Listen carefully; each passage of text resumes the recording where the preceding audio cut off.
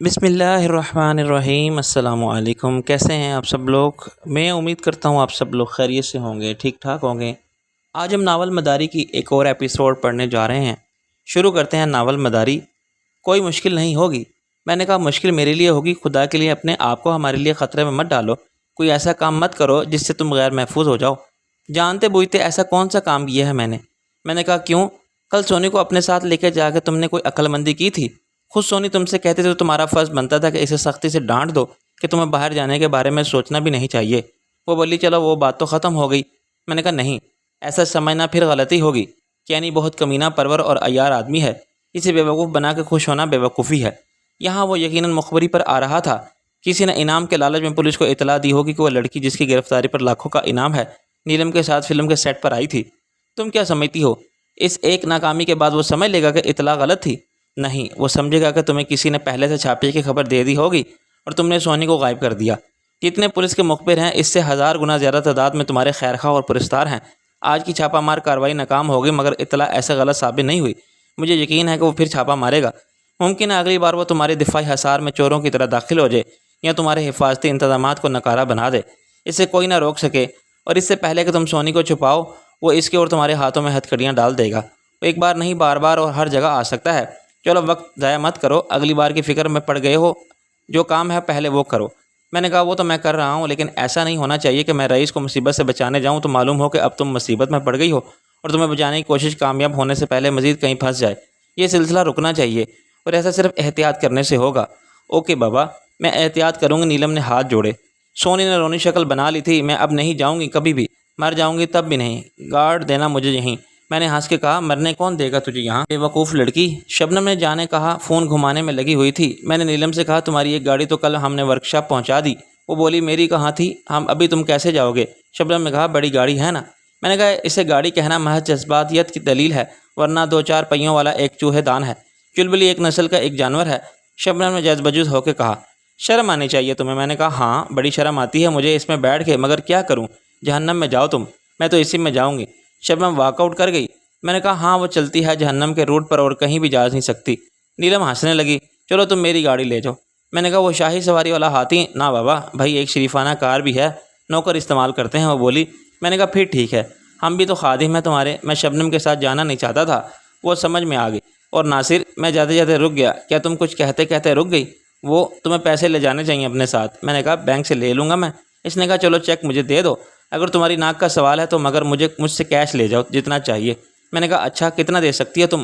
وہ سوچ کے بولی 10-12 لاکھ تک، آؤ میرے ساتھ۔ میں نے بے یقینی سے کہا 10-12 لاکھ اتنا کیش رکھتی ہو تم گھر میں؟ مائی گاڈ، تم جانتی ہو زمانہ کیسا ہے، یہ بلیک منی ہے۔ وہ بولی ایسے ہی رکھنی پڑتی ہے، سب دیکھتے ہیں، اور یہ جانتے ہوئے بھی کہ ڈاکو کیش اور جیولری کو بہت پسند کرتے ہیں۔ شاید تمہیں اپنے سیکیورٹی گارڈز پر بہت بھروسہ ہے۔ وہ بولی بھروسہ تو بس خدا پر ہے، اور غرور نہ سمجھو تو کہو کہ اتنی رقم ہاتھ کے میل کے برابر میرے لیے نوکروں کے زیر استعمال گاڑی سوزوکی خیبر کی تھی، جو کوئی بہت پرانا ماڈل نہیں تھا، مگر نوکروں کی دولت مشترکہ ہونے کی وجہ سے اس کا حال ٹیکسی سے بدتر ہو رہا تھا۔ ٹیکسی کو چلانے والے پھر بھی اس کو ذریعہ معاش جان کے اس کا خیال رکھتے ہیں۔ اس گاڑی میں ہر طرف ڈینٹ تھے اور خراشیں تھیں۔ پلیٹ کے اکھڑنے سے جو دھبے نمودار ہوئے تھے وہ کسی صحت مند جلد پر زخموں کی طرح نظر آتے تھے۔ اس کا پیچھے والا بمپر ٹوٹ گیا تھا، چنانچہ اسے تار سے باندھ کے رکھا گیا تھا۔ آگے کی ایک ہیڈ لائٹ غائب تھی۔ رات کے وقت یہ گاڑی سب کو ایک آنکھ سے دیکھتی تھی۔ گاڑی کی اندر کی حالت زیادہ خراب تھی۔ اسے مسافر برادر گاڑی سے زیادہ مال گاڑی کے طور پر استعمال کیا جا رہا تھا۔ نوکر اس میں روزمرہ کی ضرورت کا سامان اور مہینے کا راشن لاتے ہوں گے۔ اگر سیٹ کور استعمال کیے جاتے تو سبزی گوشت اور آٹے دال کے دھبے نظر نہ آتے اور سیٹیں بھی پھٹنے سے بچ جاتی، مگر یہ مال مفت دل بحرم والا معاملہ تھا جو خود نیلم کو ایسے کاموں کے لیے فرصت کہاں تھی۔ بانو خالہ ان معاملات کو سمجھتی نہیں تھی اور نیلم کے سیکرٹری عبدالرحمن کا امور خانہ داری سے کوئی تعلق نہ تھا۔ تاہم گاڑی دیکھنے میں جتنی خراب تھی چلنے میں اتنی ہی اچھی تھی۔ اس کی چال اور رفتار سے ثابت ہوتا تھا کہ آدمی کو صورت کے حسن سے زیادہ سیرت کو اہمیت دینی چاہیے۔ گاڑی کے شیشے سیاہ تھے، چنانچہ سائڈ سے دیکھ کر کوئی مجھے نہیں پہچان سکتا تھا۔ نیلم نے مجھے براؤن پیپر کے لفافوں میں چھوٹے بڑے نوٹوں کی صورت میں 10 لاکھ کی رقم دے دی تھی۔ شاعر مشرق نے فرمایا تھا یقین محکم عمل پیرم محبت فاتح عالم، اور انہیں جہاد زندگانی میں مردوں کی شمشیریں قرار دیا تھا۔ کچھ لوگ پہلے آدمی کے علم و فضل اور ہنر کو زندگی کی جدوجہد میں کامیابی کا ضامن سمجھتے تھے، مگر اب وقت کے ساتھ سارے پیمانے بدل گئے تھے۔ مقصد میں کامیابی کے لیے میری طاقت کا پہلا سرچشمہ وہ دولت تھی جسے میں رشوت دینے کے لیے پانی کی طرح بہا سکتا تھا۔ میری دوسری طاقت اسلحے کی ہلاکت خیزی تھی جسے میں ہوش مندی اور مہارت کے ساتھ استعمال کرنے پر قادر تھا۔ تیسری طاقت زور بازو کی تھی مارشل آرٹ میں ایسی مہارت اور تجربہ کاری کے باعث میں نے خالی ہاتھوں سے اپنا دفاع بھی کر سکتا تھا اور اپنے دشمنوں کو فنا کا کام جام بھی پلا سکتا تھا۔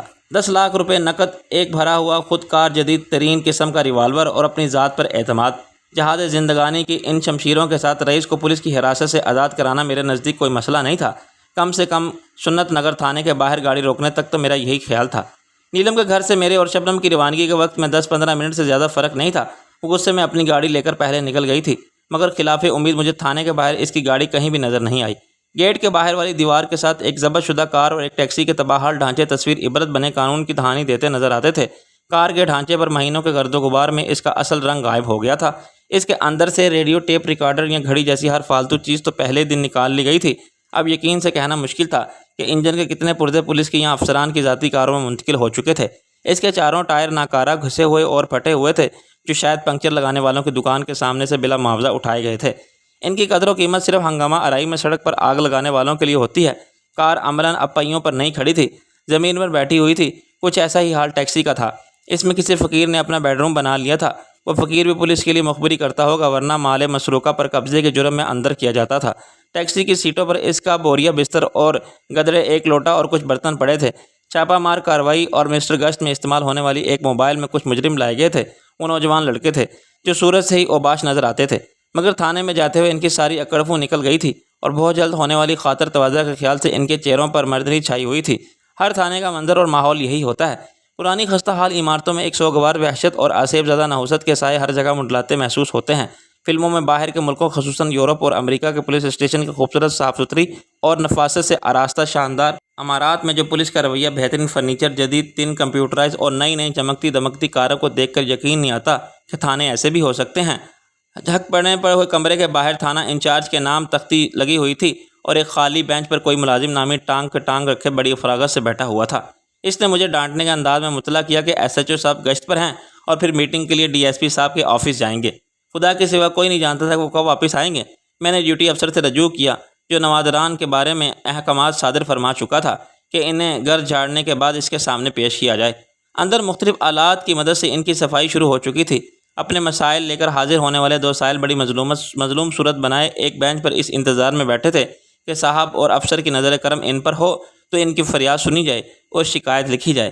میرے سوال پر ڈیوٹی افسر نے مجھے ایسی مزاحیہ نظروں سے دیکھا جیسے میں اپنی انسانی جسم پر گدھے کا سر لگا کے آ گیا ہوں۔ خیر سے آپ بھی اخبار والے ہوں گے، اس نے بالآخر قلم رکھ کے پوچھا۔ میں نے ایک بار روب متانت کے ساتھ کہا، کیا یہ سوال تم ہر تھانے آنے والے سے ضرور کرتے ہو؟ وہ پیر پھیلا کے اور کرسی کی پشت کا سہارا لے کر سگریٹ جلانے لگا۔ ایک کش کا دھواں چھت کی طرف اڑا کے اس نے کہا، دراصل ابھی ایک خوبصورت بلا سے جان چھڑائی ہے کہ تم آ گئے ہو۔ بولتی تھی میں اخبار کی ایڈیٹر ہوں، تم کیا ہو؟ میں نے کہا میں اے پی پی کا بیورو چیف ہوں۔ وہ میرے جھوٹ سے متاثر نہیں ہوا۔ یہ کون سا محکمہ ہے؟ میں نے کہا میں ایک خبر رساں ایجنسی سے آیا ہوں جو دنیا بھر کے اخباروں کو ریڈیو اور ٹی وی کی خبر دیتی ہے۔ اس نے اشارے سے مجھے بیٹھنے کے لیے کہا۔ اوئے چلیں، آلو بخارے صاحب کو جگہ دے۔ جسے آلو بخارا کہا گیا تھا وہ 12-14 سال کا گول مٹول لڑکا تھا جو ایک برقع پوش عورت کے ساتھ بینچ کے آخری کنارے پر بیٹھا تھا۔ عورت نے دہانی دینی شروع کر دی، نہ تو رپورٹ کیوں نہیں لکھتا میری، میں نے خود اپنی آنکھوں سے دیکھا ہے اسے چیزیں اٹھاتے ہوئے۔ میں بولی تو دوڑ گیا، مائی کچھ گیا تو نہیں نا تیرا؟ گیا نہیں کیا مطلب؟ وہ مزے سے باہر بیٹھا سگریٹ پی رہا ہے، اس نے بولا ہے میرے کو کہ پھر آؤں گا، بلا اسے ذرا میرے سامنے۔ ڈیوٹی افسر ہنسنے لگا۔ اور مائی سے تھانے کا بندہ ہے، وہ ڈیوٹی پر تھا رات بھر، تجھے پہچاننے میں غلطی لگی ہے، دن میں ٹھیک دکھائی نہیں دیتا ہوگا تجھے، رات کے اندھیرے میں کیسے دیکھا تو نے؟ لے کیسی باتیں کرتا ہے تو؟ میری فریدہ نے بھی دیکھا تھا، وہ بھی پہچان لگی۔ برقع پوش عورت اپنی بات پر اڑی رہی۔ یہ فریدہ کون ہے؟ بیٹی ہے میری، اور کون، 10 جماعت پاس ہے، بڑی سیانی ہے۔ ڈیوٹی افسر پھر ہنسنے لگا۔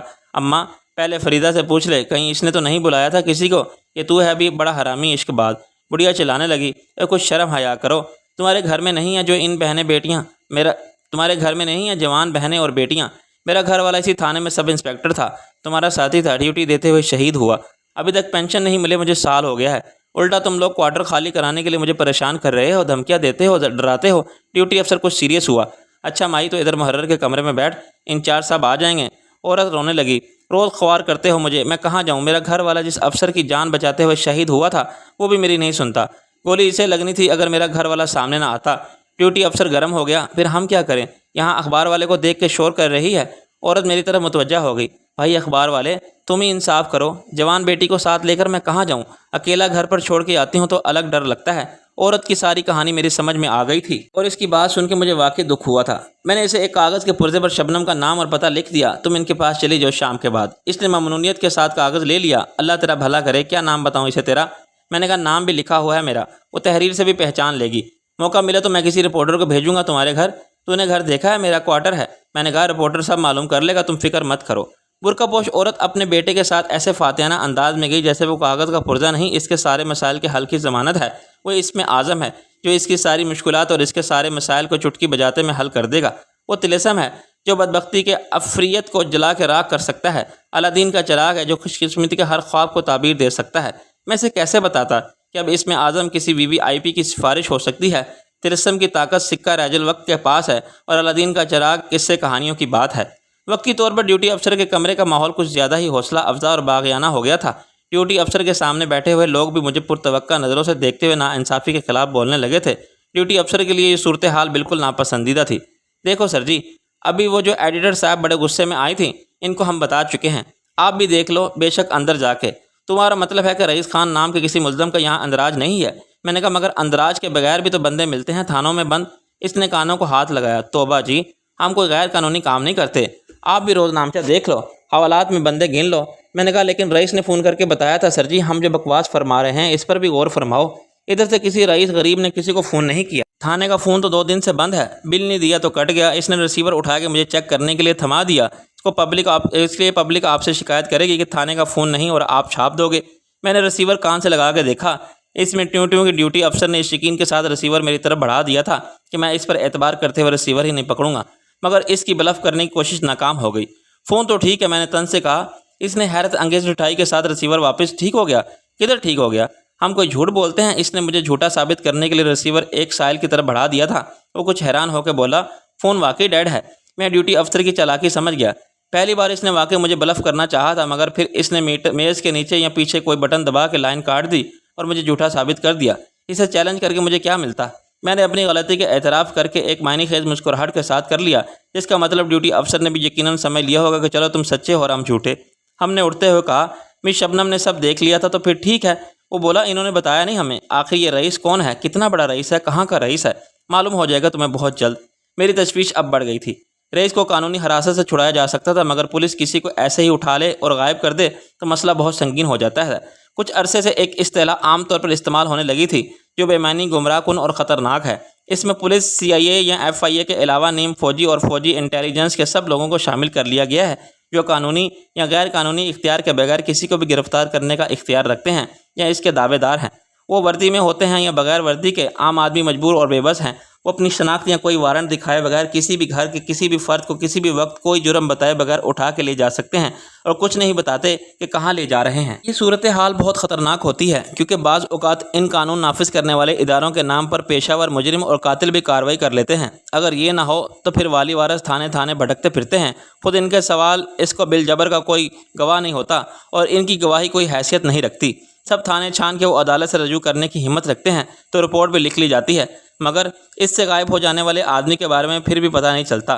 ایسے واقعات بھی ریکارڈ پر ہیں جب عدالت عالیہ میں حاضر ہو کے ایڈوکیٹ جنرل نے حکومت کی طرف سے بیان دیا ہو کہ اس نام کا کوئی شخص سرکاری تحویل میں نہیں ہے، بلکہ اصل صورتحال اس کے برعکس ہوتی ہے۔ قسمت اچھی ہو تو بندہ کبھی نہ کبھی خود ہی گھر پہنچ جاتا ہے، ورنہ میدان حشر میں ملتا ہے یا پھر اس کی لاش ملتی ہے۔ ترقی پذیر ممالک میں اپنے اس دشمنوں، سیاسی حریفوں اور حکومت کے مخالفین کے ساتھ ایسا ہوتا رہتا ہے۔ رئیس کے معاملے میں بھی اس ابھی سے اتنا مایوس ہونا قبل از وقت تھا۔ یہ ہو سکتا تھا کہ وہ کسی اور تھانے میں مل جائے اور ان کے فون کرتے وقت خود اسے یقین نہیں تھا کہ وہ سنن نگر کا تھانہ ہے۔ امید افزا بات یہ تھی کہ اسے پولیس نے گرفتار کیا تھا اور کسی تھانے میں لے گئے تھے۔ اگر وہ اسے نامعلوم مقام پر منتقل کر دیتے تو اس کا سراغ لگانا زیادہ مشکل ہو جاتا۔ اس کو عزت کرنے کی زرخری سہولت فراہم کرنے والا بھی ایک سپاہی تھا، اس کا سراغ یقیناً لگایا جا سکتا تھا۔ رئیس خانے کے خانہ تلاشی میں پولیس شریک تھی۔ اب یہ جھوٹ تھا یا غلط کہ مگر رئیس کے سوال پر انہوں نے بتایا تھا کہ SDM سمت خان باہر گاڑی میں موجود ہے۔ چنانچہ رئیس کا اغوا بھی ایک طرح سے پولیس کے ہاتھوں گرفتاری ہی تھی۔ گرفتاری کے عمل سے وہ اسے اوپر والوں یا پیسے کے دباؤ میں کہیں بھی بند کر سکتے تھے اور غیر معینہ مدت تک یا اپنا مقصد حاصل ہونے تک زیر تفتیش بھی رکھ سکتے تھے، مگر در جواب الغزل ہم بھی پیسے کے اور افسران بالا کے دباؤ سے اس کی رہائی کے لیے اپنی کوشش جاری رکھ سکتے تھے۔ اب یہ قانون کی نہیں، لا قانونیت کے وسائل کی جنگ تھی۔ یہ میرے قیاس سے یکی چک کی بات نہیں تھی۔ مجھے پورا یقین تھا کہ رئیس کو رب نواز کے ایما پر اٹھایا گیا ہے اور اس کے لیے ملک نے اپنی دولت کی قوت خرید کا اور اپنے اثر رسوخ کا پورا استعمال کیا ہے۔ ڈی ایس پی کیانی اور S D M Samad Khan کا دائرہ اختیار اپنے اپنے علاقے تک محدود تھا۔ وہ سارے شہر کے ملک و حاکم نہیں تھے کہ جہاں چاہیں پہنچ جائیں، مگر یہ بات تھی قانون کی۔ لا قانونیت کا راج شہر میں نہیں پورے ملک میں ایک جیسا تھا۔ کوئی بھی ڈی ایس پی کی وردی پہن کے اور پولیس فورس کے ساتھ سندھ پنجاب سرحد یا بلوچستان کے کسی گاؤں قصبے اور شہر میں جا کے کسی کو گرفتار کر لے تو کس کی ہمت ہے کہ اس کی راہ میں حائل ہو یا اس سے قانونی اختیار کا سوال کرے؟ اگر ہم اپنی قانونی کوشش سے رئیس کو بازیاب کرانے میں ناکام رہتے تو پھر ہمارے پاس بھی لا قانونیت کے راستے تھے۔ ہم کسی ذریعے سے رب نواز تک رسائی حاصل کر کے سودا کر سکتے تھے، ورنہ رئیس کو حراست میں لینے والوں یا رکھنے والوں کا سودا کر سکتے تھے۔ کیانی ایک خود فروش شخص تھا، اس کا کیا ایمان اور کیا ضمیر۔ اچھی قیمت ملتی تو وہ رب نواز کے اعتماد کو بھی دھوکہ دے سکتا تھا۔ شام سے رات ہو گئی، ایک ایک کر کے میں نے سارے تھانے چھان مارے۔ اس تلاش میں فرید بھی میرے ساتھ رہا۔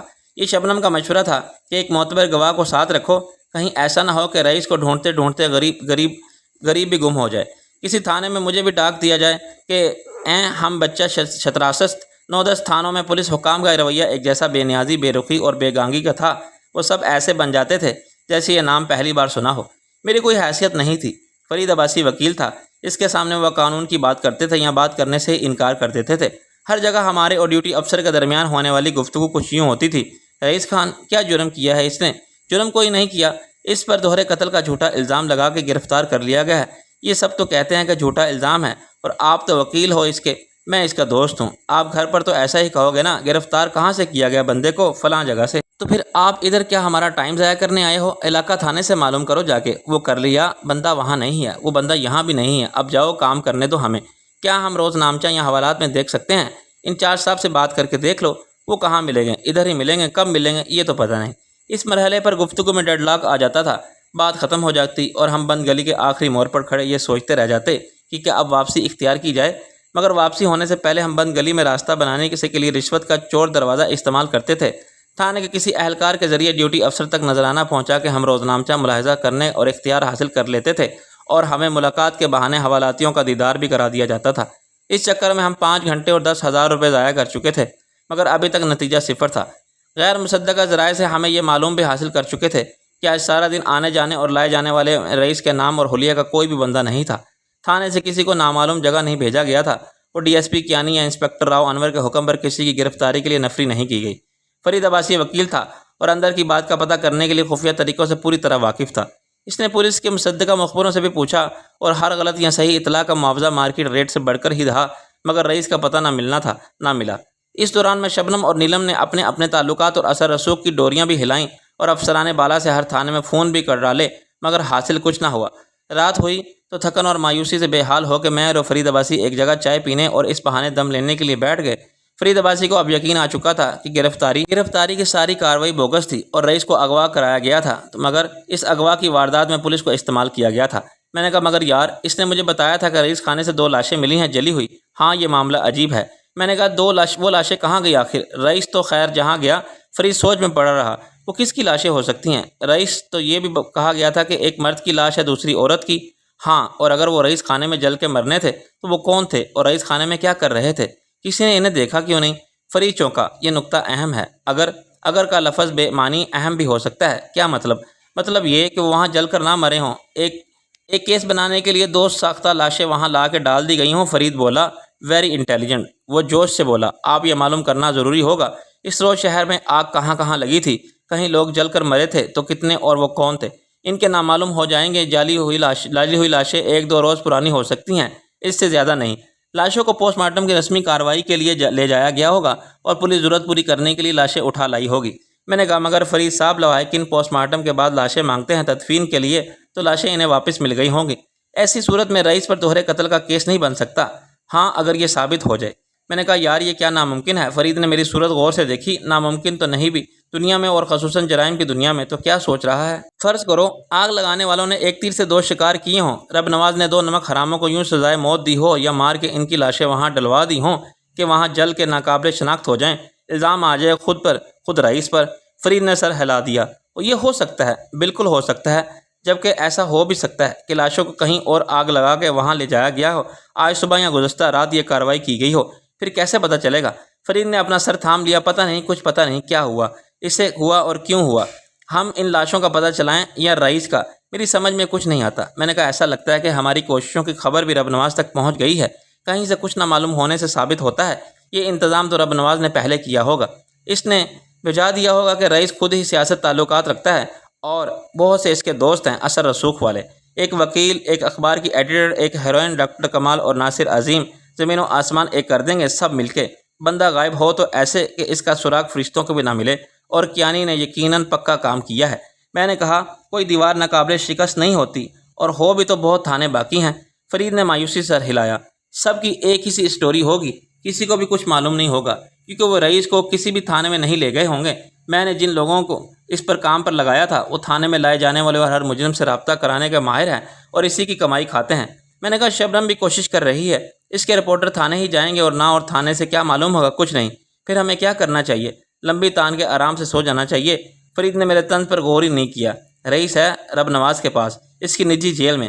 وہ رئیس سے پوچھے گا کہ اس داڑھی والے جن کا کیا چکر ہے؟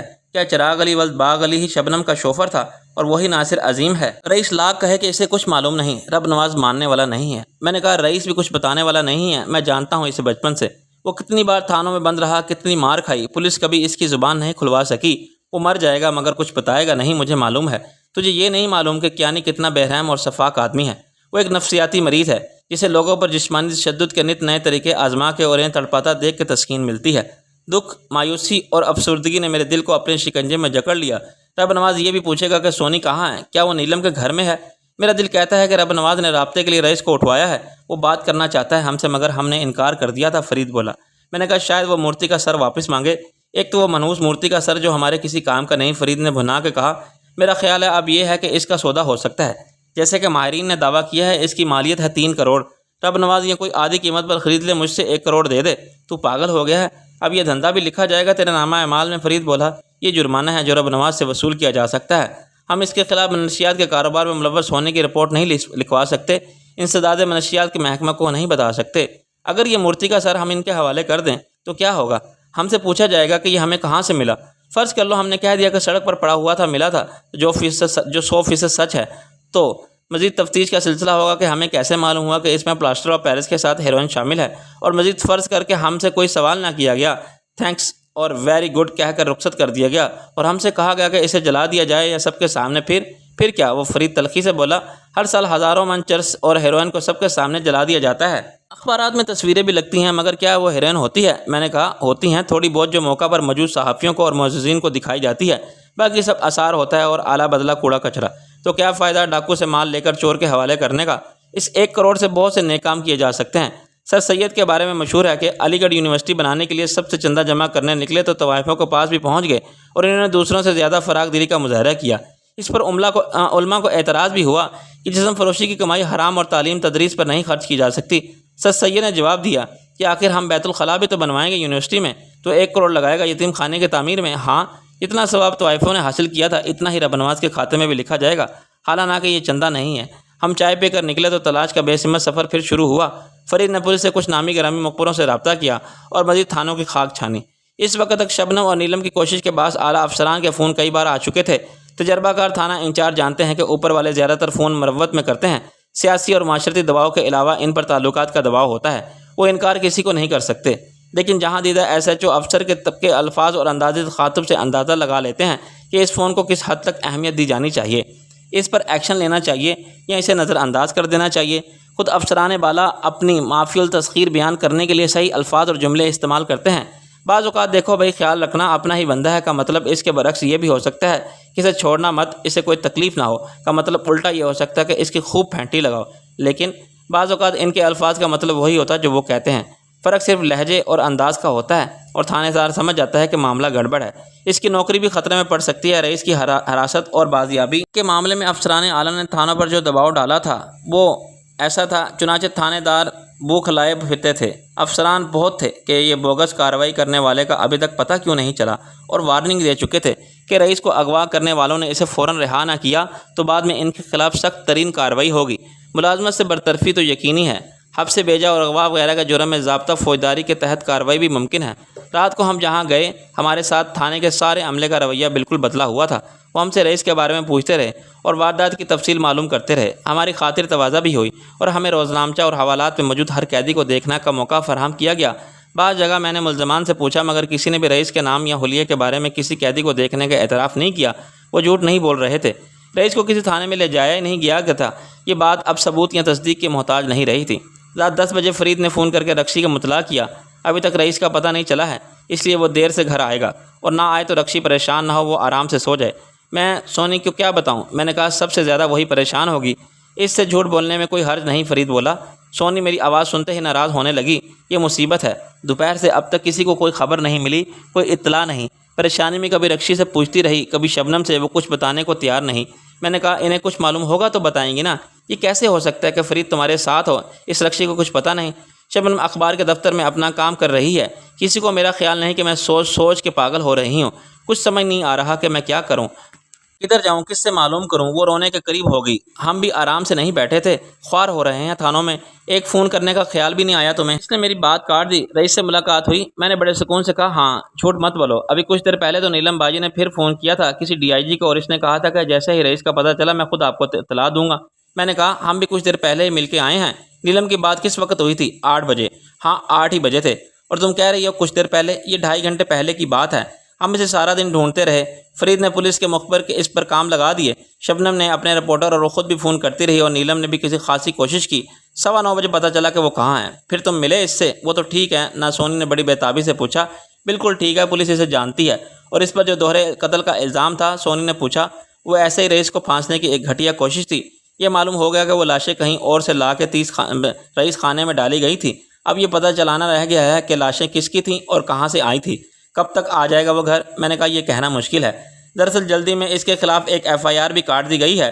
اب پہلے تو اس کی ضمانت پر رہائی کے لیے کوشش کریں گے۔ ضمانت ہو جائے گی انشاءاللہ، بوگس کیس ہے، بہت جلد ختم ہو جائے گا۔ اس سے کوئی تکلیف تو نہیں ہے؟ پولیس نے مارا ہوگا؟ کیسی باتیں کرتی ہو؟ مانا کہ رب نواز کی طرف سے دباؤ ہے، مگر اس دباؤ کا مقابلہ کرنے کے لیے ہم جو ہیں۔ شبنم نے، آزاد صاحب نے اپنا اثر رسوخ استعمال کیا، نیلم نے پوری کوشش کی، پھر پولیس کو تو چاہیے پیسہ، یوں سمجھ لو کہ وہ سرکاری ریسٹ ہاؤس میں ہے۔ تم مجھے تسلی دینے کے لیے کہہ رہے ہو جو حوالات میں ہوگا؟ میں نے کہا حوالات میں اگر ممکن ہوتا تو میں تمہیں لے جا کے اس سے ملوا دیتا۔ پولیس اسٹیشن میں ایک بیڈ لگا دیا گیا ہے اس کے لیے، پیچھے رہائشی کمرہ ہے، کھانا ہم لے گئے تھے۔ پھر میری بات کرا دو اس سے۔ مجھے اندازہ ہو گیا کہ اتنی سہولتوں کا ذکر کرنا میری غلطی تھی۔ نہیں، یہ نہیں ہو سکتا۔ کیوں نہیں ہو سکتا؟ اس لیے کہ نیلم کے فون کا کچھ پتہ نہیں، ٹیپ کیا جا رہا ہو یا آبزرویشن پر ہو۔ یہ مت بھولو کہ آج ہی صبح پولیس نے وہاں چھاپا مارا تھا تمہاری لاش تلاش میں۔ اب شک دور نہیں ہوا پولیس کا۔ میں نے خدا کا شکر ادا کیا کہ مجھے بروقت ایک قائل کرنے والا جواب سوجھ گیا، مگر سونی نے فوراً اعتراض کر دیا، تم بھی تو بات کر رہے ہو۔ میں نے کہا بہت رسک لیا ہے میں نے، اب نہیں کروں گا۔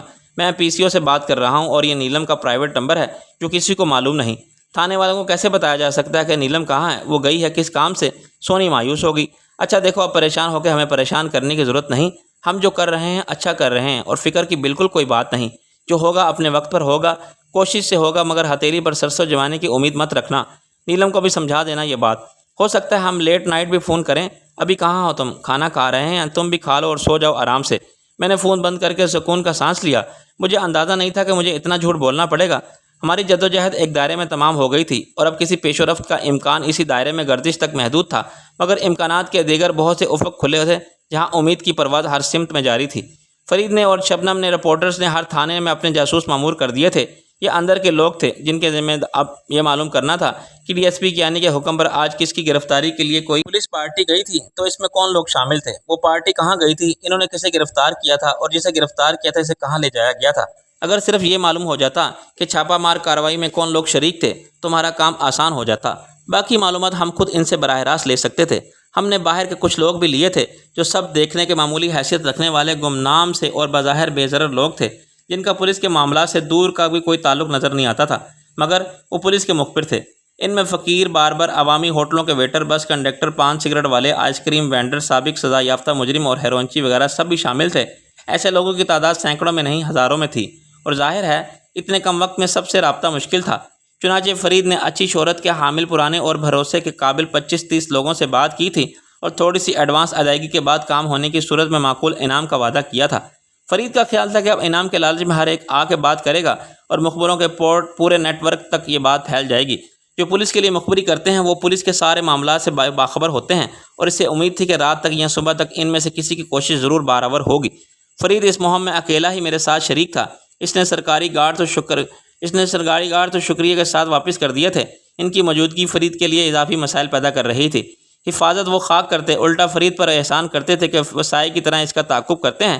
فرید کے اپنے پرائیویٹ سیکیورٹی گارڈ میں سے ایک اس کی گاڑی کا ڈرائیور تھا، مگر فرید میرے ساتھ نیلم کی گاڑی میں پھر رہا تھا۔ رات 12 بجے سے پہلے شبنم کے فارغ ہونے کا کوئی امکان نہیں تھا۔ میں اور فرید کچھ دیر سکون سے بیٹھ کے صورتحال پر غور کرنے اور کھانا کھانے کے لیے گلبرگ کے ایک اوپن ایئر ریسٹورنٹ میں چلے گئے۔ ایک عجیب اتفاق یہ تھا کہ صبح سے رات ہو گئی تھی، مگر ابھی تک کہیں بھی کسی نے مجھ پر شاہ عالم ہونے کا شک نہیں کیا تھا۔ ایک وجہ یہ بھی ہو سکتی تھی کہ ہمارا زیادہ وقت گاڑی میں گھومتے پھرتے گزرا تھا اور گاڑی کے سیاہ شیشے بند تھے۔ ہماری نقل و حرکت بھی پولیس اور تھانوں تک محدود رہی تھی۔ اگر ہم اچھے ہوٹلوں یا پوش علاقے کے بازاروں پھرتے تو یقیناً بہت لوگ مجھے شاہ عالم سمجھ کے میرا راستہ روکتے۔ فرید کا خیال تھا کہ لوگ شاہ عالم کو بھول گئے ہیں۔ یہ بڑی مشہور بات ہے کہ عوام کا حافظہ بہت کمزور ہوتا ہے۔ میں نے کہا لوگ ابھی تک ایوب خان بھٹو اور ضیاء الحق کو نہیں بھولے، وہ اور بات ہے آج کتنے لوگ جانتے ہیں سردار محمد علی بوگرا یا شیر بنگال فضل حق کو؟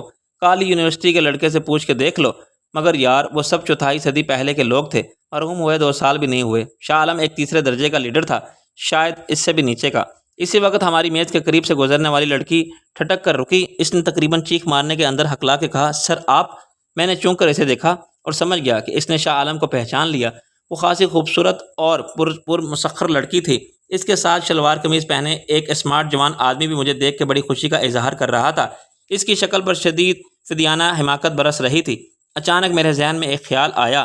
میں ادھر ادھر دیکھ کے کہا، ہاں بھائی کیا حال ہے تمہارا؟ سر کیا میں چند منٹ کے لیے بیٹھ سکتی ہوں آپ کے ساتھ؟ لڑکی اچانک سخت جذباتی ہو گئی تھی۔ شاہ عالم رنگین طبیعت رکھنے والا شوقین مزاج آدمی تھا، اور اس کے آس پاس نہ جانے کتنی خوبصورت لڑکیاں رہتی تھیں۔ کچھ ملازم، کچھ کارکن تو کچھ پرستار، اور یہ بھی سے ایک تھی، مگر مجھے اس کے بارے میں کچھ معلوم نہیں۔ میں نے کہا بیٹھو، آپ بھی بیٹھیے، میں نے لڑکے کے ساتھ ہی کہا۔ سر آپ نے پہچانا نہیں مجھے؟ وہ کچھ مایوس ہونے لگی۔ ہاں، نام یاد نہیں آ رہا اس وقت۔ بہت دیکھا ہے تمہیں، کتنا عرصہ ہو گیا ہے؟ 3 سال سے بھی کم۔ میں فرزانہ ہوں۔ فرزانہ آپ کی پبلسٹی سیکرٹری تھی، مگر اس سے پہلے ٹیلی فون آپریٹر پر ہی رہی تھی شاہ عالم ہاؤس میں۔ میں نے خوش ہو کے کہا، ارے تم فرزانہ ہو بھائی، کمال ہے، بہت بدل گئی ہو۔ وہ کچھ حیران ہوئی۔ ایسی تو کوئی بات نہیں سر، آپ خود نہیں بدلے۔ میں نے کہا اچھا خیر، یہ تمہارے ساتھی ہیں؟ وہ مجھے عجیب سی نظروں سے دیکھنے لگی۔ یہ میرے شوہر ہیں، علی عظمت۔ آپ کے لیے الیکشن میں بہت کام کیا تھا، آپ ہی نے ہماری شادی کرائی تھی، ورنہ ہمارے گھر والے کہاں مانتے تھے۔ میں نے کہکا لگا کے کہا، تم کیا سمجھتی ہو مجھے یاد نہیں؟ میں یہ پوچھ رہا تھا کہ تمہارے جیون ساتھی کیا کر رہے ہیں۔ علی عظمت نے کہا، سر میں ایک امپلائنٹ ایجنسی چلا رہا ہوں۔ آپ لندن سے کب آئے؟ آپ کے بارے میں دشمنوں نے مشہور کر دیا تھا کہ خدا نہ خواستہ۔ میں نے ادھر ادھر دیکھا، میں آج آیا ہوں چند دن کے لیے، اور ابھی کسی کو بھی نہیں معلوم۔ دراصل میں پھر کسی چکر میں ہی پڑنا نہیں چاہتا، سیاست سے چھوڑ دی تھی میں نے بالکل، اور ایک وزٹ کے لیے آیا ہوں۔ فرزانہ نے بے تابی سے پوچھا، سر عجیب و غریب باتیں سنی تھی آپ کے بارے میں، کسی ماڈل سے شادی کی تھی آپ نے؟ میں نے خف سے کہا، ہاں بھائی، عقل گھاس چرنے چلی گئی تھی میری، بہت مہنگا پڑا وہ کھیل۔ علی عظمت بولا، آپ کی پہلی وائف نے تو ڈائیورس لے لی تھی؟ ہاں، لیکن خدا کا شکر ہے اب میں ایک پرسکون اور مطمئن ازدواجی زندگی گزار رہا ہوں لندن میں۔ بالآخر مجھے ایک لڑکی مل گئی ہے، ایک مثالی بیوی۔ میں نے کہا، اور وہ شبنم نہیں، ایک پاکستانی خاتون ہے؟ کیا وہ بھی آپ کے ساتھ آئی ہیں؟ نہیں، میں کچھ کاروباری معاملات کو سمیٹنے آیا ہوں خاموشی سے۔ وہ ولی لندن میں کیا کر رہے ہیں آپ؟ ادھر ادھر کے کچھ کام کیے تھے پہلے، اب ہوٹل سروس میں کار ہائرس ایجنسی چلا رہا ہوں۔ تم کیا کر رہی ہو؟ اس کا حیرانی سے برا حال ہو گیا۔ میں وہیں ہوں سر، اسی اخبار میں جہاں مس شبنم نے بھیجا تھا، آپ ہی نے سفارش کی تھی۔ میں چکرا گیا۔ مگر عجائب، یہ لڑکی بھی صحافی ہے، اب یہ کسی اخبار میں ہے، یہ کیسے معلوم ہوگا؟ شبنم تو بہت بڑی صحافی ہو گئی ہے، ایڈیٹر ہیں اس اخبار کی جہاں وہ رپورٹر تھی۔ دراصل اخبار ان کے والد کا تھا۔ والد؟ شبنم کے ماں باپ نہیں تھے۔ اس نے فوراً اپنی غلط بیانی تسلیم کر لی۔ جی آپ سے بہتر کون جان سکتا ہے، وہ لے پالک تھی آزاد صاحب کی، ورنہ تو لاوارث تھی۔ میں نے اس کے طنز کے جواب میں کہا، گویا اسی استحقاق کی بنا پر ایڈیٹر بنی ہے وہ، قابلیت کی بنیاد پر نہیں۔ اس نے خفت سے کہا، نہیں سر، یہ مطلب نہیں تھا میرا۔ بڑی خوشی ہوئی آج اچانک آپ کو دیکھ کے۔ آپ کا قیام کہاں ہے؟ میں نے کہا، ابھی کچھ طے نہیں کیا اس بارے میں، یہ میرے دوست ہیں کرنل غلام مصطفیٰ ربانی، ان کی بات نہیں مانی میں نے۔ دراصل میں نہیں چاہتا تھا کہ میری آمد کی خیبر میرے سیاسی حلقے بلا وجہ دلچسپی لیں، اخبارات میں کوئی ایشو بن جائے گا۔ تم تو جانتی ہو میری ساری زندگی کی ایک ایشو بنی رہی ہے، یہاں تک کہ میری موت بھی۔ تم نے اچانک دیکھ لیا مجھے اور پہچان لیا، کیا میں آپ سے پھر فرصت میں مل سکتی ہوں؟ اس نے مجھے محصور کر دینے والی پرتوقع نظروں سے دیکھا۔ فرصت بالکل نہیں ہے مجھے، کل صبح 11 بجے اسلام آباد چلا جاؤں گا، 2 دن کراچی میں رہوں گا، پھر شاید 1 دن کے لیے لاہور آؤں گا، تو تمہیں فون کر دوں گا، اپنا کارڈ دے دو مجھے۔ اس نے اپنے بیگ میں ہاتھ ڈال کے مجھے دینے کے لیے کارڈ نکالا، پھر بال پوائنٹ سے اس پر کچھ لکھنے لگی۔ اپنے گھر کا فون نمبر بھی لکھ دیا ہے میں نے، یہ نمبر بدل چکا ہے، وہ نہیں جہاں آپ دن رات فون کرتے تھے۔ یہ بات اس نے بڑی ادائے دلبری کے ساتھ کہی۔ اس کے انداز میں واضح طور پر تمہیں یاد ہو کہ نہ یاد ہو والی بات تھی۔ وہ یقیناً شاہ عالم کے بہت قریب رہ چکی تھی۔ پھر شاید شاہ عالم کا اس سے دل بھر گیا تھا یا اس کی جگہ شبنم آ گئی تھی۔ شبنم سے اس کے حاسدانہ رویے میں کچھ ایسا ہی ظاہر ہو رہا تھا۔ شبنم نے اس کو باعزت طور پر رخصت کر دیا تھا۔ کسی وجہ کے بغیر میں نے اخلاقاً ایک سوال کر لیا، اور کیسی گزر رہی ہے، بچے کتنے ہیں؟ اس کی نظر ایسے مجھ پر جم سی گئی۔ وہی ایک ہے ہو بہو تمہاری تصویر، یہی آنکھیں، یہی ماتھا، یہی ناک و نقشہ۔ اس کی بے باک بلکہ بے شرم الزام لگاتی اور اپنے گناہ کا اعتراف کرتی نظر آئیں۔ اس کا متون کرنے والا لہجہ اور اس کا تجدید محبت کی دعوت دینے والا والہانہ پن دیکھ کے مجھے پسینہ آ گیا۔ جب میں نے اسے دیکھا تھا تو وہ ایک اجنبی صورت والی لڑکی تھی جس کا نام میں نام تک نہیں جانتا تھا، مگر چند منٹ میں اس کی کتاب زندگی کی وہ باب پوری طرح کھل گیا تھا جس کا عنوان شاہ عالم تھا۔ وہ ایک حسن پرست اور ہوس پر پیشہ اور عیاش شخص تھا۔ اس کے پاس دولت، شہرت اور وجاہت کے علاوہ کوئی بھی چیز تھی، ایک شیطانی ذہانت، کوئی حیوانی کشش، کوئی طلسماتی طاقت، سیکس ایپل یا کچھ اور کہ لڑکیاں اس کی طرف یوں کھینچی چلی جاتی جیسے طاقتور مقناطیس کی طرف لوہے کی کیلیں خود بڑھتی ہیں اور اس سے چپک کے رہ جاتی ہیں۔ وہ رسپوس 3 جیسا کردار تھا جو عورتوں سے سب کچھ لے سکتا تھا، انہیں دیوانہ بنا کے عقل و ہوش سے مال و دولت اور جسم و آبرو سب چھین لیتا تھا، اور بعد میں ان عورتوں کے استعمال شدہ بال پوائنٹ یا میلی چادر کی طرح بدل دیتا تھا۔ وہ اس سے تعلق کے زمانے پر ندامت نہیں مسرت محسوس کرتی تھی اور اس سے تعلق کی یادوں کو اپنی کامیابی اور فتوحات کی شیلڈ کی طرح سجا کے رکھتی تھی۔ ابھی تک میں نے شاہ عالم کے لیے صرف شبنم کی مکمل اور غیر مشروط دیوانگی دیکھی تھی۔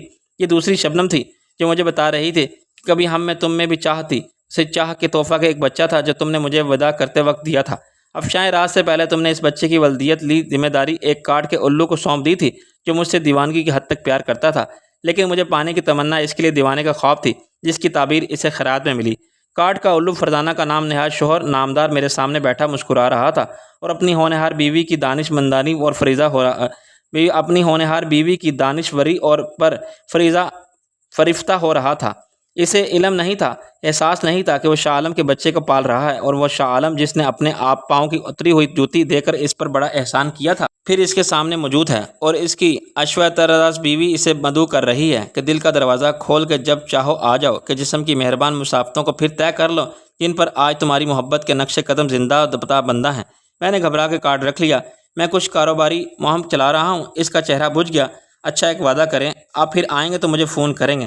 میں نے کہا نہیں، وعدہ اس لیے نہیں کر سکتا کہ لوٹ کے آنا ہی غیر یقینی ہے۔ اب اگر تم برا نہ مانو تو۔ وہ جلدی سے بولی، میں ایک انٹرویو کرنا چاہتی ہوں، ایکسکلوسیو۔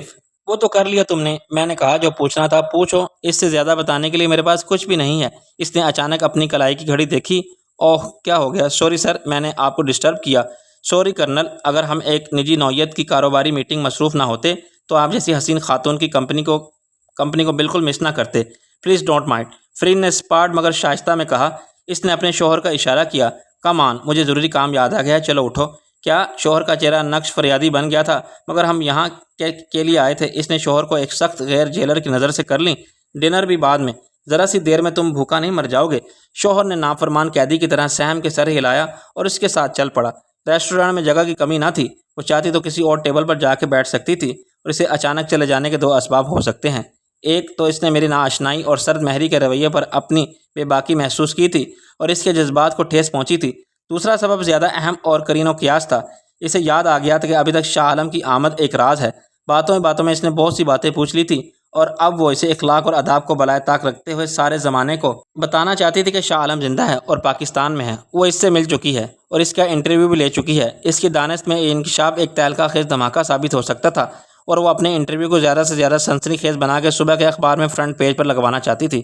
شاید ابھی وقت تھا، لیکن اس کے جانے کے بعد میں نے فرزانہ کا دیا ہوا کارڈ دیکھا تو میرا خیال بدل گیا۔ وہ ایک شام کے اخبار میں کام کر رہی تھی۔ گنتی کے 1-2 اخبارات کو چھوڑ کے عام طور پر شام کے اخبارات اپنی کوئی کریڈیبلٹی نہیں رکھتے، یعنی معتبر نہیں سمجھے جاتے۔ سنجیدہ مزاج رکھنے والے قاری انہیں زرد صحافت کا علمدار چیترا اخبار سمجھتے ہیں جو دنیا بھر میں ٹیبلوڈز کے نام سے مشہور ہیں۔ ایسے اخبارات افواہوں کو تصدیق کیے بغیر خبر کا درجہ عطا کرنے میں کوئی آر محسوس نہیں کرتے۔ معمولی جرائم کی خبروں کو بھی نمک مرچ لگا کے چھاپتے ہیں اور زیب داستان کے لیے ایسی رنگ آمیزی کرتے ہیں کہ حقیقت بھی فسانہ بن جائے۔ سیاستداں، شو بزنس کے لوگ، اسپورٹس مین اور کسی بھی حوالے سے اچھی بری شہرت رکھنے والے اہم افراد کی نجی زندگی کے معاملات کو انکشاف کی سنسنی خیزی عطا کر کے اسکینڈل بنا دیتے ہیں، اور دروغ برگردن رادی جہاں ممکن ہو وہاں رازوں کا افشاں کرنے اور خاموش رہنے کی قیمت وصول کر کے بلیک میلنگ کے مرتکب بھی ہوتے ہیں۔ میں نے روزنامہ خبردار کو بس کے اڈوں، غریب نواز کے قسم کے عوامی ہوٹلوں، باربر شاپس، ٹریفک سگنلز اور فٹ پاتھوں پر 1-1 روپے میں بکتے دیکھا ہے۔ شام کے وقت بسوں میں بچے آواز لگا کے بچ جانے والے اخبار 8-8 آنے میں فروخت کرتے نظر آتے ہیں۔ فقیروں کے لیے ایسے اخبار باعزت طور پر بھیک مانگنے کا وسیلہ بن گئے تھے۔ صبح سے بچے بھوکے ہیں، اللہ کے نام پر ایک اخبار لے لو، ٹریفک سگنل پر یہ دکھ کی آواز سنائی دیتی ہے تو بھیک نہ دینے والا بھی 1 روپیہ نکالنے پر مجبور ہو جاتا ہے۔ سارے دن بھر میں 100 اخبار اللہ کے نام پر بیچنے والوں کو 30-35 روپے کی اضافی آمدنی ہو جاتی ہے۔ روزنامہ خبردار کی لوح پر نام سے پہلے لکھا ہوتا ہے: ملک و قوم اور اسلام کے دشمنوں، خبردار۔ اس طرح خود اخبار کو حب الوطنی، خدمت خلق اور دینداری کی سند مل جاتی ہے، اور ان کے نام میں کھلی دھمکی اور وارننگ کا اندازہ بھی سامنے آ جاتا ہے۔ فرید نے مجھ سے کارڈ لے کر دیکھا: تو نے واقعی اس مصیبت کو پہلے کبھی نہیں دیکھا تھا جو اچانک نازل ہوگی؟ میں نے کہا نہیں یار، اس کی بے تکلفی نے تو مجھے مشکل میں ڈال دیا تھا۔ میں انکار بھی نہیں کر سکتا تھا کہ بی بی تمہیں غلط فہمی ہوئی ہے۔ پھر اب کیا ہوگا؟ وہی جو میں چاہتا تھا۔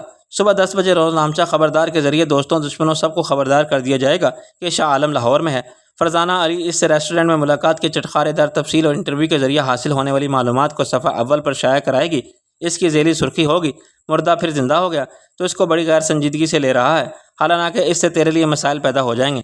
میں نے ہنس کے کہا: مسائل پیدا ہوں گے فرزانہ علی کے لیے، یعنی اس کی خبر اور انٹرویو جھوٹ سمجھے جائیں گے۔ میں نے کہا کیا ثبوت ہوگا اس کے پاس؟ اچھے صحافی اپنی عزت بچانے کے لیے پکا کام کرتے ہیں، وہ انٹرویو کو ٹیپ پر ریکارڈ کرتے ہیں اور تصویر بنا لیتے ہیں۔ فرید صاحب، میں اس موقع سے فائدہ اٹھا سکتا ہوں، آپ دیکھتے جائیے مداری کا کھیل۔ وہ کچھ کنفیوز نظر آنے لگا۔ ذرا وضاحت فرمائیے۔ میں نے اٹھتے ہوئے کہا: ابھی وقت نہیں ہے تو بیٹھ یہاں، کچھ دیر میں چلتا ہوں، باہر انتظار کروں گا تیرا۔ یار یہ کیا ڈرامہ کر رہا ہے؟ میں نے کہا اگر میرا اندازہ غلط نہیں ہے تو فرزانہ پھر آئے گی کسی فوٹوگرافر کے ساتھ۔ اس کے پاس کیمرہ ہوتا تو وہ خود تصویریں بنا لیتی، مگر وہ آئی تھی یہاں ڈنر کے لیے۔ ہر صحافی شبنم نہیں ہوتی کہ ہر جگہ ہر وقت ہر چیز ساتھ لیے پھرتی رہے۔ میرا اندازہ 100% درست ثابت ہوا۔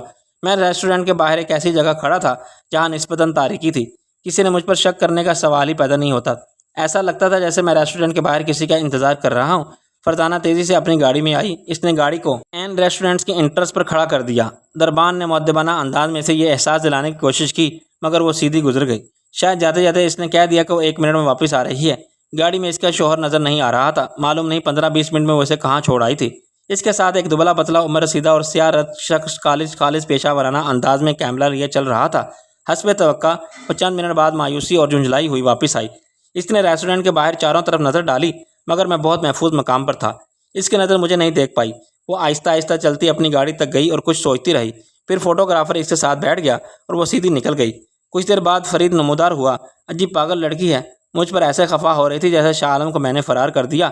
کہنے لگی کہ اب وہ یہیں تھا، اتنی جلدی کہاں چلے گئے؟ میں نے کہا کہ خاتون، 1 منٹ میں آدمی دوسری دنیا میں پہنچ جاتا ہے۔ کس دنیا میں رہتی ہیں آپ؟ پھر وہ مجھ سے پوچھتی ہی رہی کہ شاہ عالم کا قیام کہاں ہے؟ میں نے کہا کہ اول تو مجھے معلوم نہیں، اور معلوم ہوتا تب بھی میں آپ کو نہ بتاتا۔ شاہ عالم نے واضح طور پر کہہ دیا تھا کہ اس کا وہ دور خالص نجی نوعیت کا اور سیکرٹ ہے۔ میں نے کہا وہ اتنی آسانی سے ہار نہیں مانے گی۔ میرا خیال ہے کہ وہ اب جائے گی شبنم کے پاس۔ جانا تو اب ہمیں بھی ہے۔ وہیں فرید بولا: شبنم آخری کاپی یعنی اخبار کے ان صفحات کو دیکھ رہی تھی جو آخر میں پریس جاتے ہیں۔ عموماً یہ سب سے اوپر والے صفحات ہوتے ہیں جو ملکی اور غیر ملکی خبروں کے اعتبار سے سب سے زیادہ اہمیت رکھتے ہیں۔ وہ سب ایڈیٹرز اس کے سامنے کھڑے ہوئے تھے، میز پر جھکے اس نے نظر اٹھا کے ہمیں دیکھا تو میرے آفس میں چل کے بیٹھو۔ میں اور فرید وہیں کرسیوں پر جم گئے۔ بیٹھنے کی جگہ یہاں بھی ہے، دیکھو میں یہاں کام کر رہی ہوں، مصروف ہوں اس وقت۔ ہم اچھے بچوں کی طرح چپ بیٹھے رہیں گے، تمہیں بالکل ڈسٹرب نہیں کریں گے۔ میں نے کہا دن بھر ہم کئی جگہ گئے، مگر خوش قسمتی کہو یا اتفاق کہ آج کسی نے مجھے شاہ عالم سمجھ کے نہیں اور کوئی سوال نہیں کیا۔ مگر جب ہم کھانا کھا رہے تھے تو فرزانہ مل گئی۔ اس نے تنک کے کہا: کون فرزانہ؟ میں نے کہا حد کرتی ہے تم بھی، اپنی ہم پیشہ فرزانہ علی کو نہیں جانتی؟ وہ مسکرانے لگی: وہ روزنامہ خبردار کی ڈھولکی۔ وہ ڈھولکی ہے تو ڈھول کون ہے؟ میں نے کہا ڈھول ہے اس کا ایڈیٹر اور مالک علی عظمت ڈھول۔ وہ بیچارہ تک بندی کرتا ہے تو اپنا تخلص ڈھول استعمال کرتا ہے۔ میں نے کہا فرزانہ کا شوہر، وہ احمق شاعری بھی کرتا ہے، مجھ سے تو کہہ رہا تھا کہ امپلائڈ ایجنسی چلا رہا ہوں۔ اس کی ایجنسی کی بھی رہنے دو، وہ سب جانتے ہیں کہ وہ کیسے کام دلاتا ہے اور وہ کیسا کام ہوتا ہے۔ میں نے خود اس ایجنسی کے معاملات کی تفتیش کی تھی، اس کے بارے میں رپورٹس مل رہی تھی کہ وہاں یہ ہوتا ہے، وہاں وہ ہوتا ہے۔ میں نے کہا تم نے میرے تجسس کو بیدار کر دیا ہے، اب کھل کے اخباری زبان میں بتا دو کہ یہ اور وہ تو تمہاری مراد کیا ہے۔ یہ معلوم ہوا تھا کہ روزگار فراہم کرنے کے بہانے وہاں لڑکے اور لڑکیاں ہی نہیں، ہر عمر کے مرد عورت جاتے ہیں۔ اس کا اشتہار آتا ہے اخبار میں کہ میٹرک، انٹر اور فریش گریجویٹ درکار ہیں، تنخواہ 5 سے 10 ہزار کے درمیان، تجربہ ضروری نہیں، اور کام بالکل غیر واضح۔ کلائنٹ سروس کے لیے پرسنل اسٹاف اور فیلڈ اسٹاف برائے پبلک ڈیلنگ رجسٹریشن فارم کی قیمت ہے 100 روپے۔ ہزاروں افراد سے لاکھوں تو ایسے ہی مل جاتے ہیں۔ ان میں سے کچھ لوگوں کو واقعی روزگار فراہم کر دیا جاتا ہے۔ بہت سے ادارے فون پر اپنی ضرورت بتا دیتے ہیں، باقی فرزانہ علی اپنے ذاتی تعلقات کی مدد سے کام لیتی ہے اور 2 بڑے اخباروں کے جمع والے ایڈیشن میں شائع ہونے والے ضرورت ہے کہ کالم والا صفحہ بدھ یا جمعرات کو حاصل کر لیتی ہے۔ یہ کلاسیفائڈ اشتہاروں والے صفحات 1-2 دن پہلے چھاپ لیے جاتے ہیں۔ اب اخبار کے اندر کوئی جانے والا ہو تو وہ آپ کو جمعے سے پہلے ہی صفحات اسمگل کر دے دیتا ہے۔ یہ تو عجیب بات بتائی تم نے۔ ہاں، میں نے سنا ہے کہ کار ڈیلر اور اسٹیٹ ایجنٹس باقاعدہ رشوت دیتے ہیں۔ نچلے درجے کے ملازموں کو جو پریس میں سرکولیشن کے ڈپارٹمنٹ میں کام کرتے ہیں، وہ دوسروں سے پہلے جا کے کار دیکھ لیتے ہیں اور مکان پلاٹ وغیرہ کا جائزہ لے کر جمعے سے پہلے ہی فائدہ کا سودا کرنے پہنچ جاتے ہیں۔ اب جسے کار یا گھر کا ساز و سامان بیچنا ہو یا مکان کرائے پر اٹھانا ہو، وہ جمعے کا سارا دن لوگوں کے ساتھ سر کھپانے پر قبل از وقت سودا کر کے جان چھڑانے کو ترجیح دیتا ہے۔ وہ میں سمجھ گیا فرزانہ کیا کرتی ہے۔ وہ ضرورت ہے کہ کالم سے چند جاب منتخب کرتی، اپنی ذاتی پھر PR کی مدد سے کسی کی سفارش تلاش کرتی، ضرورت مند کو فون کر کے بلاتی اور کہتی کہ کام ہے اور ابھی چلے جاؤ تو مل جائے گا، مگر اس کے لیے فوراً 5000 کا بندوبست کرو۔ وہ بیچارہ بے روزگار پریشانی میں دوڑ دھوپ کر کے 5000 جمع کرتا کہیں سے اور فرزانہ اسے سفارش کے ساتھ وہاں بھیج دیتی جہاں ملازمت ہو۔ عام طور پر سفارش کام کر جاتی ہے کیونکہ کام کا آدمی تلاش کرنے والا بھی درخواستوں کے رش سے جان چھڑاتا ہے۔ فرزانہ کا بھیجا ہوا آدمی ٹھیک ہو تو رکھ لیا جاتا ہے، لیکن یہ چند کیس اسے قانونی تحفظ فراہم کرتے ہیں اور اس کی نیک نامی کا حوالہ بن جاتے ہیں۔ اصل دھندا کچھ اور ہوتا ہے۔ وہاں میٹرک، BA، MA پاس لڑکیوں تک کے نام، پتے اور فون نمبر ہوتے ہیں۔ ضرورت مند عورتوں میں غریب اور مجبور بھی ہوتی ہیں۔ ان کی باتوں سے اور حالات سے اندازہ ہو جاتا ہے کہ کون پیسے لے کے لیے کس حد تک جا سکتی ہے اور پھر اسی کے مطابق انہیں ادھر ادھر بھیج دیا جاتا ہے کلائنٹ سروس اور پبلک ڈیلنگ کے لیے۔ ہاں، کہیں اندازہ غلط ہو جائے تو قصوروار کام دینے والا فرزانہ کیا جانے وہ کیسا آدمی ہے۔ مشکل یہ ہے کہ فرزانہ اور اس کے شوہر کے خلاف ثبوت گواہ کوئی نہیں۔ شریف عورت بدنامی سے ڈرتی ہے اور غلط قسم کی عورت افشائے راز سے چنانچہ فرزانہ لاکھوں کما رہی ہے۔ میں نے کہا وہ خود بھی ظاہر ہے کوئی شریف عورت یہ کام نہیں کر سکتی۔ اور اس کا شوہر؟ فرید بولا وہ خاک کا شوہر ہے، اس کا پکا دلال ہے۔ میں نے کہا مگر وہ پہلے تو ایسی نہیں تھی۔ یہ غلط فہمی ہے آپ کی، یہاں جانتے بوجھتے آپ انجان بننے کی کوشش فرما رہے ہیں۔ اس نے تو جکڑ رکھا تھا آپ کو اسے جنگل میں، اپنے جنگل میں۔ میں نے ہنس کے کہا میری جان تمہیں نے چھڑائی تھی مجھے معلوم ہے، مگر وہ صحافی کیسے بن گئی؟ بدقسمتی صحافی کی اور کیا، اسے شوق تھا صحافی بننے کا اور تم نے کہا تو میں نے بھیج دیا ایک جگہ۔ وہ قابلیت کے بنا پر نہیں، ذاتی تعلقات سے صحافی بن گئی۔ اب تو وہ باقاعدہ بلیک میلر ہے۔ روز نامچہ خبردار اس کے شوہر کا ہے، یہ مجھے معلوم نہیں تھا۔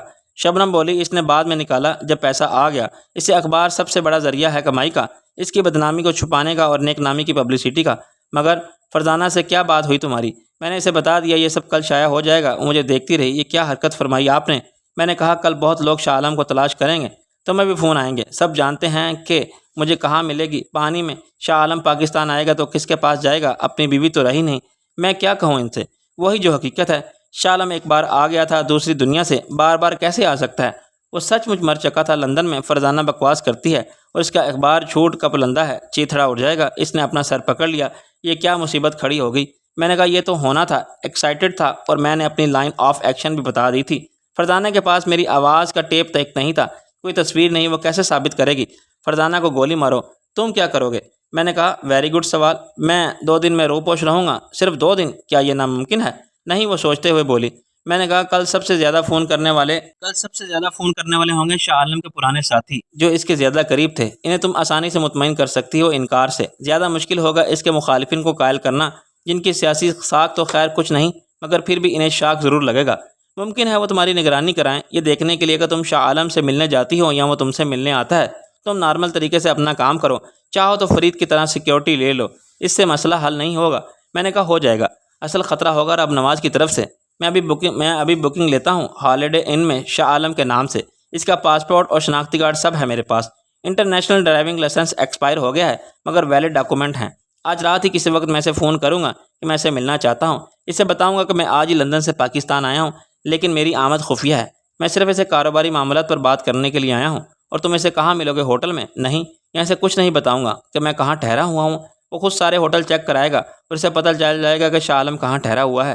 ملاقات کے لیے میں اسے باہر بلاؤں گا کسی خفیہ جگہ پر، یہ خطرناک کام ہوگا۔ میں ایسا کوئی کام نہیں کرتا جو خطرناک نہ ہو، اور ہم سب خطرناک انداز میں ہر لمحہ خطرے کے ساتھ جیتے ہیں خاتون۔ سانس لینے میں یہ خطرہ ہر وقت موجود رہتا ہے کہ کسی مہلک بیماری کے جراثیم آپ کے خون میں شامل نہ ہو جائیں۔ سڑک پر چلنے میں خطرہ ہے آپ کو کوئی گاڑی نہ کچل دے، کار میں خطرہ ہے کہ الٹ نہ جائے، گھر میں خطرہ ہے کہ چھت نہ گر جائے، آگ نہ لگ جائے جہاز میں۔ بس تمہاری حفاظت کر لیں گے ہم، اس سے مل کے کیا کرو گے؟ تم کیا کہو گے؟ فرید بولا۔ میں نے کہا کہ میں پھر اس کے ساتھ بزنس کرنا چاہتا ہوں۔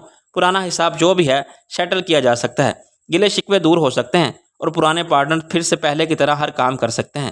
تم سمجھتے ہو وہ آسانی سے مان جائے گا؟ شبنم سوچ میں پڑ گئی۔ ہاں، اسے شاہ عالم کا سبسٹیٹیوٹ ابھی تک نہیں ملا۔ میں اسے بتا دوں گا کہ سیاست سے میرا کوئی واسطہ نہیں رہا، مگر میرے پرانے کاروباری رشتے قائم ہیں۔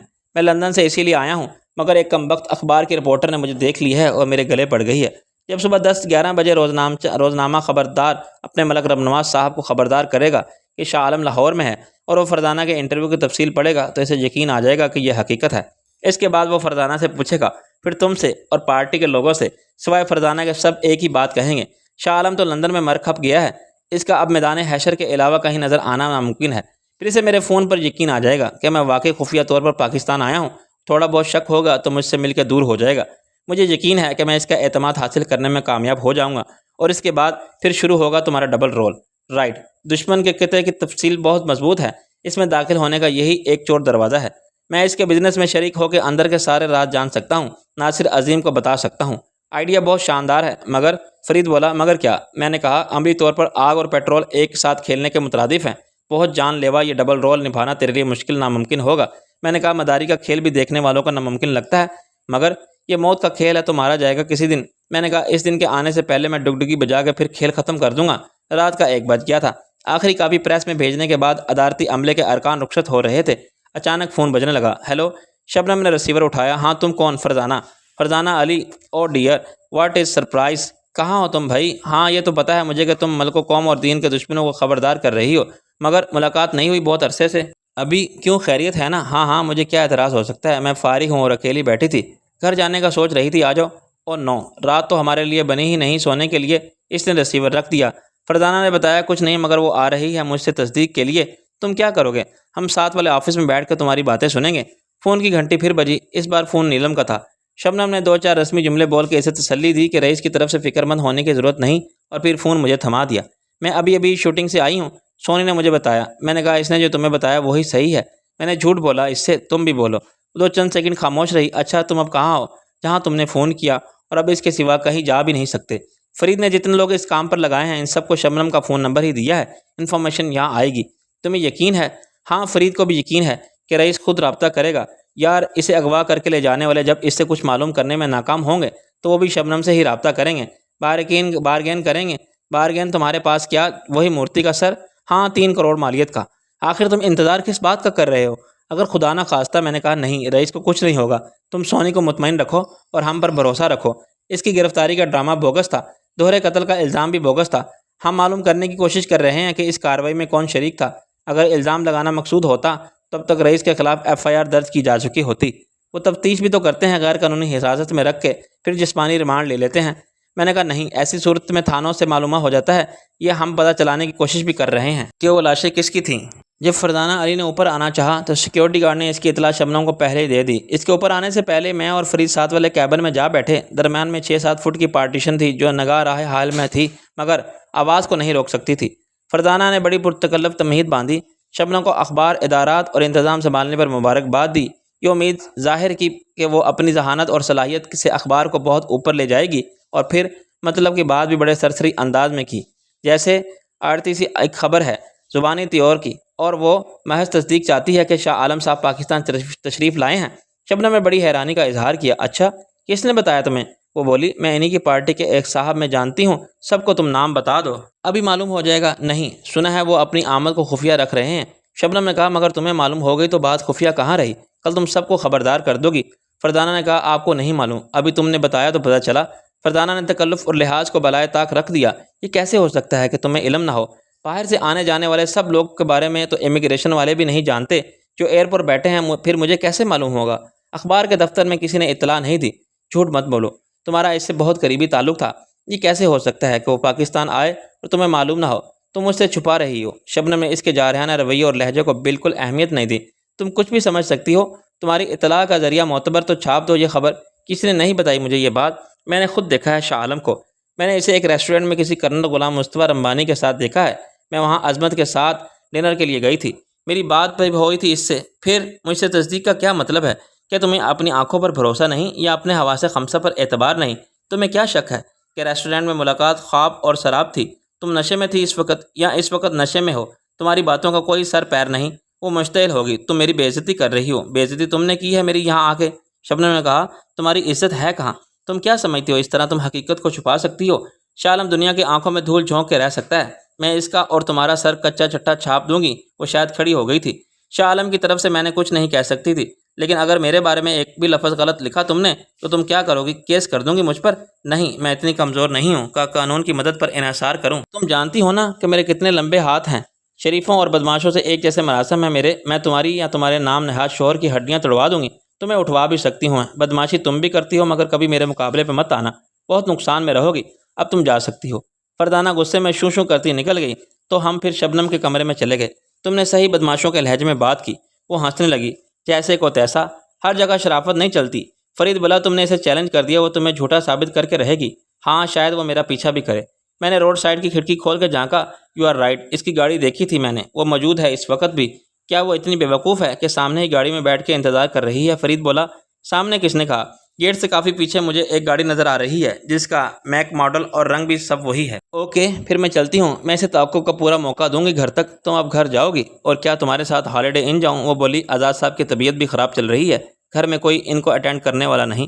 سوچتی ہوں کوئی نرس ہائر کر لوں، 24 گھنٹے کا معاملہ ہے، دن رات کو الگ ہوگی، لیکن اول تو آزاد صاحب ایسی خدمت گزاری قبول نہیں کریں گے۔ نوکری اور خدمت گزاری میں فرق ضرور ہوتا ہے۔ میں نے کہا، شبنم، کیوں نہ سونی کو وہاں شفٹ کر دیا جائے؟ اگر وہ مانے تو اس سے اچھی کیا بات ہوگی؟ میں نے کہا، اس کا باپ بھی مانے گا، کل وہ آ جائے گی، تم ان سب سمجھا دینا۔ فرید نے جمائی لی، میں بھی جاتا ہوں اپنے گھر، میری بیوی بہت پریشان ہوگی۔ میں نے کہا، سارا دن گزر گیا ہے، رئیس کا کچھ پتہ نہیں چلا۔ اس سے ایک اطلاع کے بعد جو خود اس نے دی تھی، کسی نے کچھ بھی نہیں بتایا، اچھی بری کوئی خبر نہیں۔ یہ بڑی حیرانی کی بات ہے۔ ہم سب نے اپنے سارے وسائل استعمال کر لیے، اسے یقیناً کسی خفیہ مقام پر رکھا گیا ہے جہاں سے اس کے لیے ہم سے رابطہ کرنا ممکن نہیں۔ فرید بولا، مگر مجھے یقین ہے کہ 24 گھنٹے میں اس کی طرف سے کوئی نہ کوئی اطلاع ملے گی۔ یہ تو میرا دل بھی کہتا ہے کہ کچھ نہ کچھ ضرور ہوگا۔ وہ لوگ رئیس کو مار نہیں سکتے، مارنا ہوتا تو وہیں مار جاتے جہاں سے گرفتار کر کے لے گئے تھے۔ ہو سکتا ہے رب نواز سے مل کر کچھ پتہ چلے۔ ہم نے اوپر سے شبنم کی گاڑی کو روانہ ہوتے دیکھا۔ چند سیکنڈ کے وقفے سے فردانہ کی گاڑی حرکت میں آئی۔ اب ہمارا یہاں ٹھہرنا بے سود تھا۔ شبنم نے کال ٹرانسفر کی سہولت رکھی تھی، اگر بعد میں کوئی فون آتا تو گھنٹی 5 بار بجتی، پھر کال آزاد صاحب کے فون پر چلی جاتی۔ ہالیڈے ان کی طرف جاتے ہوئے فرید نے کہا، تو نے فیصلہ کر لیا ہے، اس کھیل میں کوئی خطرہ نہیں؟ میں نے کہا، جب تک رب نواز کو یقین نہیں آ جاتا کہ شاہ عالم الگ شخصیت ہے جس کا ناصر عظیم سے کوئی تعلق نہیں، نہ تھا اور نہ ہے، ایک لندن میں ہے، دوسرا لاہور میں ہے، اس وقت تک میں یہ ڈبل گیم کھیلوں گا۔ رہی خطرے کی بات، تو میں سمجھتا ہوں کہ اب حالات پہلے جیسے نہیں رہے، ورنہ رب نواز کے لیے شاہ عالم کی مساحلت کی پیشکش کو ٹھکرانا مشکل ہوگا۔ اسے کسی ساتھی اور سہارے کی ضرورت ہے، اور اگر شاہ عالم اس کا بھروسے کے قابل دوست اور بزنس پارٹنر تھا تو یہ سمجھے گا کہ صبح کا بھولا شام کو گھر لوٹ آیا تو اسے ویلکم کہنا چاہیے۔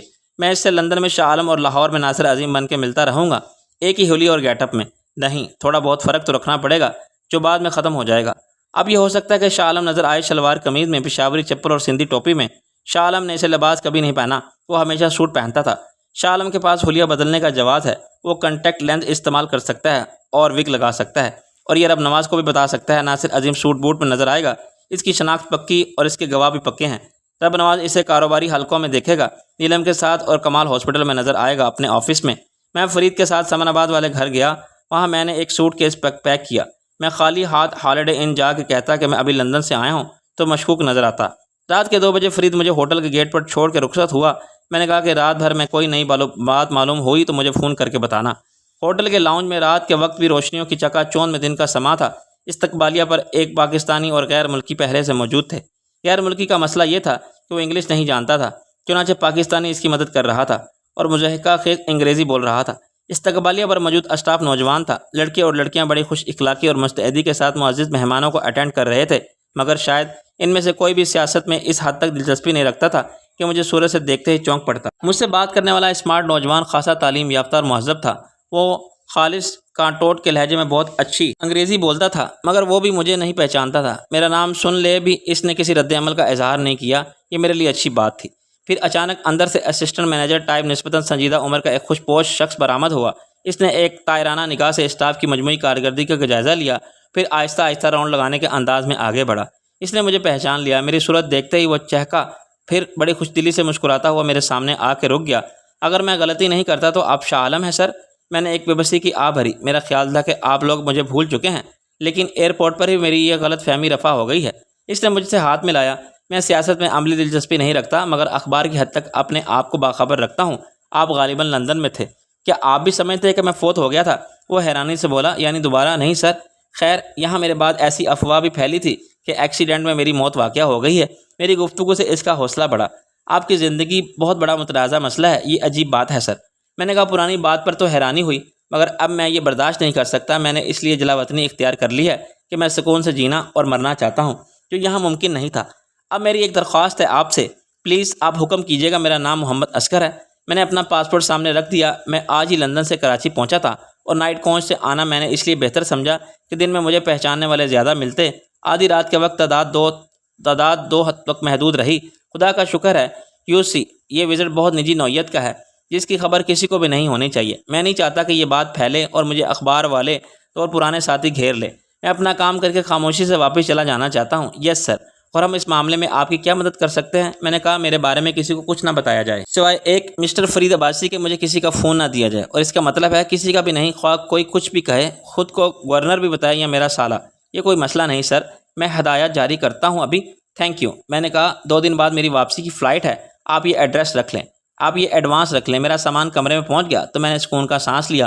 ہوٹل کے ریکارڈ پر شاہ عالم کا نام آ گیا تھا۔ محمد عسکر کی صورت میں مجھے ایک معتبر گواہ مل گیا تھا، اگرچہ اس نے پاسپورٹ پر کوئی ویزا اسٹیمپ یا تاریخ نہیں دیکھی تھی، مگر شاہ عالم کے نام اور تصویر کو ضرور دیکھا تھا۔ میں نے مانگے بغیر شاہ عالم کا شناختی کارڈ بھی سامنے رکھ دیا تھا، لیکن اس نے کاؤنٹر کلرک سے پین لے کر خود سارے اندراج کیے تھے اور شناخت کی دستاویزات مجھے واپس کر دیں۔ ظاہر ہے اسے ان کی ضرورت نہیں تھی، اس نے عملے کو ضروری ہدایات فوراً جاری کر دی تھی، مگر میں جانتا تھا کہ دل کی بات لبوں پر آ جائے تو نشر ہو جاتی ہے اور اپنی نہیں رہتی۔ میرا نام پتہ تو تحریر کی صورت میں ہوٹل کا رجسٹر میں آ گیا تھا، پھر یہ راز کیسے رہ سکتا تھا؟ کمرہ انتہائی آرام دہ تھا۔ میں اتنا تھکا ہوا اور ڈپریس تھا کہ جوتے اتارے بغیر ہی بستر پر دراز ہو گیا۔ خواہش ہونے کے باوجود مجھے باتھ روم جا کے گرم پانی سے غسل کرنے کی توفیق نہ ہوئی۔ میں نے گزشتہ رات جاگتے ہوئے گزاری تھی۔ یہ دوسری رات ذہنی پریشانی سے زیادہ جان لیوا اسباب لے کر آئی تھی۔ میں رئیس کے بارے میں سوچتا رہا، وہ کہاں ہوگا، کس حال میں ہوگا۔ تصور نے اس کے بڑے ڈراؤنے روپ پیش کیے تھے۔ پولیس کا ہو یا رب نواز کا، تشدد میں ایک جیسا شفاق ہوگا۔ تفتیش کے سارے عذاب میں نے بھی جھیلے تھے اور رئیس کا بھی بھگت چکا تھا، مگر وقت کے ساتھ ساتھ تفتیش میں جسمانی تشدد کے نت نئے طریقے متعارف کرائے جا رہے تھے۔ آلات تشدد امپورٹ کیے جاتے تھے۔ تشدد ایک سائنس بن گیا تھا، اور جو کچھ انقلاب روس اور چین کی روایات سے منسوب تھا، جو مظالم نازی جرمن افواج قاہرہ اور ہٹلر کے پیروکاروں نے اٹھائے، یا سپر پاور امریکہ کے جمہوریت پسند حکمرانوں نے آزادی مانگنے والے کو رہائی اور وطنائی عوام پر کیے، ان کے سامنے ہلاکو اور چنگیز خان یا نادر شاہ کی خو آشامی کے قصے کیا